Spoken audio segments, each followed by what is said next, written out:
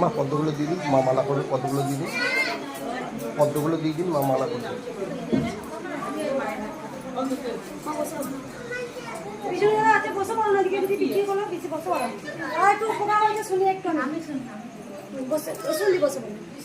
সবাই একা একা চুপ করে লাগবে।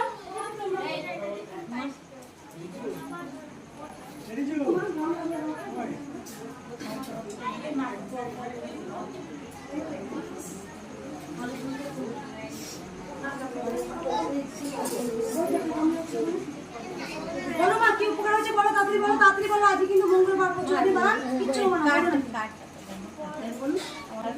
পিছিয়ে চলো, সামনে আসতে হবে না, এগিয়ে চলো, সামনে এসে বলতে হবে।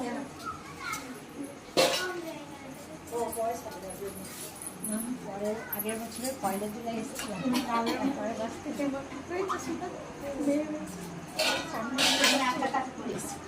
মায়ের নাতনি হয়েছে, ওই নাতনি এসছে, বেশ আপনি রাখুন, আছে আপনি রাখুন, আপনি এবার দাঁড়ান।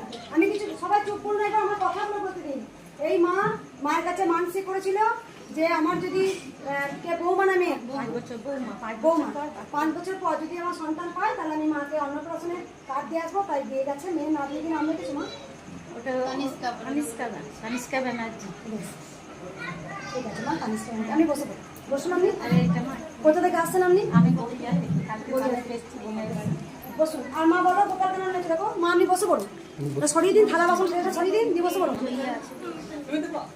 আপনি আপনি রাখুন এখন। যা যা বলা আছে বলুন।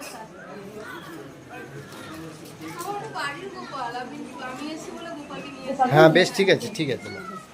বলি এখানে প্রচুর গোপাল আছে, আমি যেখানে যাই গোপালটাকে নিয়ে যাই। কালকে কর্মদিন মায়ের কাছে গেছিলাম, আমি গোপাল নিয়ে যাই। ওকে যেখানে যাবে নিয়ে যাবে সন্তানের মতো, একদম খুব ভালো লাগবে। আর কেন উপকার শুনে একটু হ্যাঁ একটু চুপ করুন। মার্চ মাসে এসেছিলে, ছেলে সন্তান হয়েছে, মায়ের কাছে বলে গিয়েছিলে? আমি আগে হ্যাঁ সেটা বলেছিলাম, আগে অনেক আগেই মানত করেছিলাম, অনেক আগে মার্চ মাসে আমি বলেছিলাম হয়ে গেলে আমি আবার আসবো। কোথা থেকে আসছেন? ভিন্ন এই সে এখন পায়রা। বলো মা। আমার গলার খুব তাড়াতাড়ি বলবেন। গলার ভিতরে আলসার ঘা হয়ে লাল হয়ে গেছিল, দিয়ে মায়ের কাছে মানত করেছিলাম যে আমি পুজো দেবো, মা আমাকে ভালো করে দিত। মা ভালো করে দিয়েছিল, আমি আসবো কিভাবে, আমি রাস্তা পাচ্ছিলাম না। তো মাই আজকে আমাকে এখানে ট্রেনিং এ করে নিচ্ছে। আমি মানে মেমারি বাগড়িয়া থেকে আসছি। আগে এসেছিলেন? না, আগে আসলে ছবি ঘরে বসে বলেছিলেন যে আমার পেটে আলসার ঘা যদি ভালো করে দাও আমি তোমার কাছে পুজো দেবো। গলায় ঘা হয়েছিল, খুব চমৎকার মিরাকেল হয়েছে। আর কার বলে?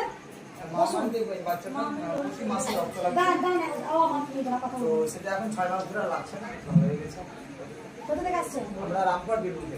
আগে এসেছিলেন? বেলাতে দুবার গিয়েছিলেন। বাচ্চাটার প্রতি মাসে রক্ত দিতে হতো, ব্লাড দিতে হতো একদম পুরো, আর রক্ত দিতে হচ্ছে না। রাধে রাধে।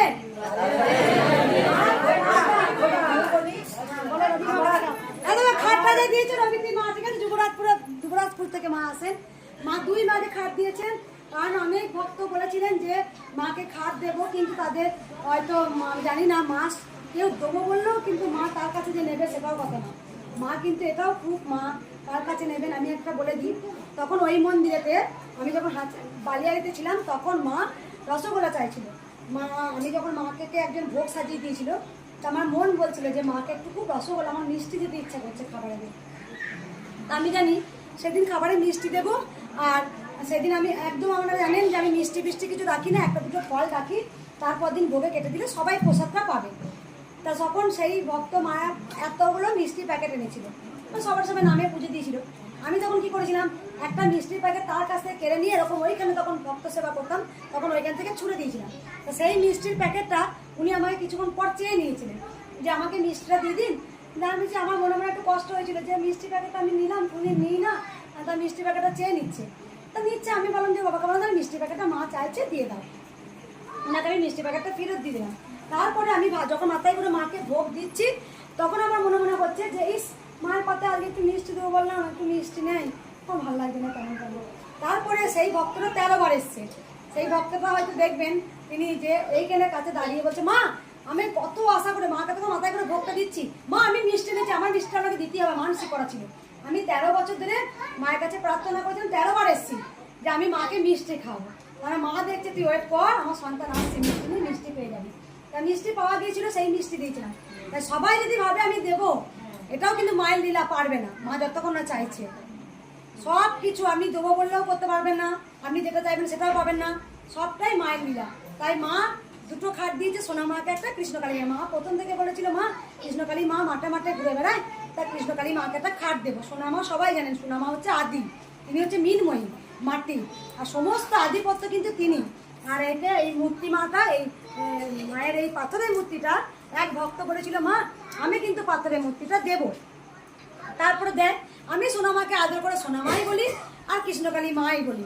এবার কৃষ্ণকালী মা বলি নাকে, এবার মা মূর্তি দিয়েছেন, দিয়ে মা তারপরে একটা খাট দিয়েছিল সোনা মায়ের কাছে। বলে দিই মা খাট দেওয়ার আগে আমি তখন মায়ের সোনা মায়ের কাছে নিচে মেঝেতে শুতাম। একবার খুব শীতকালে নিজের মেঝেটা শুয়েছিলাম, খুব কাশি হচ্ছিল আমার, একবার প্রচুর কাশি হয়েছিল, মেঝে শুতাম যে মায়ের ধ্যান করতাম আর মেঝে শুয়ে পড়তাম। তারপরে মা দেখো মা জানে যে মা কিন্তু সবসময় নিজে কিছু করেন না, কিন্তু মা তার ভক্তকে সবসময় বড় করে। তার সন্তান ভক্ত যদি ভালো থাকে তাহলে গোটা জগৎ ভালো থাকবে। যেমন আজও কিন্তু বাম বাম তারা, তারা তারা বাম নয়, বাম বাম তারা, বাম বাম তারা। কারণ প্রহ্লাদের জন্য আমরা নৃসিংহ নারায়ণকে চিনেছি। ভক্ত প্রহ্লাদকে সবসময় ওম বিষ্ণু নৃসিংহ অবতার হয়ে তিনি তাকে রক্ষা করেছিলেন। ভক্ত প্রহ্লাদকে রক্ষা করেছিলেন। তা আজকে কি, আজকে কত ঝড় গেছে, ঝঞ্ঝা গেছে, আমাকে পুরো মেরে ফেলা চক্রান্ত হয়েছে, পারিনি তো, পারিনি। আজকে মন্দির হয়েছে, আজও আপনাদের সামনে দাঁড়িয়ে আমি। তাই আমাকে রক্ষা করার দায়িত্ব কিন্তু মা নিয়েছেন। তাই যখন বাবা খ্যাপা যখন মাকে যখন খাওয়াতেন, মা তখন স্বয়ং বলতেন বাবা খ্যাপাকে যে তুই খাবারটা আগে খা, তোর খিদে পেয়েছে, তুই খেয়ে নে, দিয়ে আমায় খাওয়াবি। তা তখনকার যুগেও আর বা এখনকার যুগে মায়ের সঙ্গে যে আমার কথা হয়, যদি আপনাদের বলি তাহলে আপনাদের মনে হবে এই একটা কেমন যেন, কিন্তু মায়ের সাথে সন্তানের কথা হয়। আমি আপনাদের কি করে বললাম জয় কৃষ্ণকালী মায়ের জয়, এই মন্ত্রটা এত শক্তি কেন, এত পাওয়ার কেন? যে দেশে বলছে গলার ঘা ভালো হয়ে গেল, আমার বাচ্চাকে রক্ত দিতে হতো, আপনার কাছে 2 বার আসার পর একদম রক্ত দেওয়া বন্ধ হয়ে গেল। এখানে যারাই আসেন কেউ খালি হাতে যায় না, তার কিছু না কিছু কাজ করাবেই। মা সব দেখতে পায়, মা অন্তর্জামী। এবার কেউ বুঝতে পারে, কেউ বুঝতে পারে না। হয়তো তার মৃত্যু যোগ ছিল, মা সামান্য তাকে মৃত্যু যোগটা পুরো একদম কাটিয়ে দিল। হয়তো সামান্য হাতটা ভেঙে গেল, তার জীবনটাই চলে যেত, হাতটা ভেঙে গেল, প্লাস্টার হয়ে গেল, ভালো হয়ে গেছে। কিন্তু আমরা ভাবি দিস এলো। তাই সব সময় বলি যে মা যে আছেন, মায়ের সঙ্গে যে আমার কথা হয় আমি আপনাকে বলে বোঝাতে পারবো না। তা তখন বাবা খাপাকে সফল হই, তখন তো চোখে পদ্মা, তার মায়ের সঙ্গে ভাব কথা বলা, খেপামি বলা, তাকে তো বাবা খাপাকে খেপাই বলতো। রাস্তা দিয়ে হাঁটলে ইট পুড়ি ধুম দাঁড়াকে মারতো। আর সেই খেপা কে? সত্যি মায়ের খেপা ছেলে। এই যে সেই মাকে আমি দুগুলি গান শোনাম, তোরা যা করবি কর না, আমার তো গান ভালোবাসে, আমি আমার মতো গান করলাম। আমি তো গান পারি না, মা স্বয়ং আমাকে বলেছিল আমাকে দুগুলি গান শোনাস। আমি মা মা আমি তো গান পারি না। তাই দেখো মায়েরা কিন্তু সন্তানের অত্যাচার সহ্য করে, আমি নিজে জানি, কিন্তু মা দয়াময়ী, মা সবসময় সন্তানকে আঁচল দিয়ে থেকে রাখে, সব সময় মায়ের কর্তব্য। কারণ আমি জানি মা যখন প্রথম এসছেন মাকে আমি অনেক কটু কথা বলেছি। মানুষ হলে আজকে যদি আমি 2 কথা বলে দিই সে পালিয়ে যাবে, সে পিছন থেকে আমাকে 2 কথা গালাগাল করতে করতে চলে যাবে। কিন্তু গালাগাল আমি খাইনি এখনো পর্যন্ত, আমাকে সে ভালোবাসে। আমি গালাগাল দিলেও বলে মা তোমার এটা আশীর্বাদ, আমি বকে দিলেও বলে আশীর্বাদ। আমি যখন উগ্র হয়ে যাই, যদি দুমদারাকে পিটি দিই, সেও বলে মা আমার এই কাজ হয়ে গেছে। সেটা আমি মাকে খাওয়াই, মাকে শাড়ি পরাই, মাকে আমি আলতা পরাই, মাকে সিঁদুর পরাই, মাকে আমি চুল দিই, চরণ মুছি দিই। তাই এই যে মায়ের সঙ্গে যে ভাবটা আমার হয় সেটা আমি কাউকে বলে বোঝাতে পারবো না। তা বাবা কাপা যখন মাকে খাওয়া থেকে যখন বাবা কাপাকে মেরেছিল, কিন্তু বড় মা স্বয়ং বলছে বড় মা যে তুই খা তারপর আমি খাবো।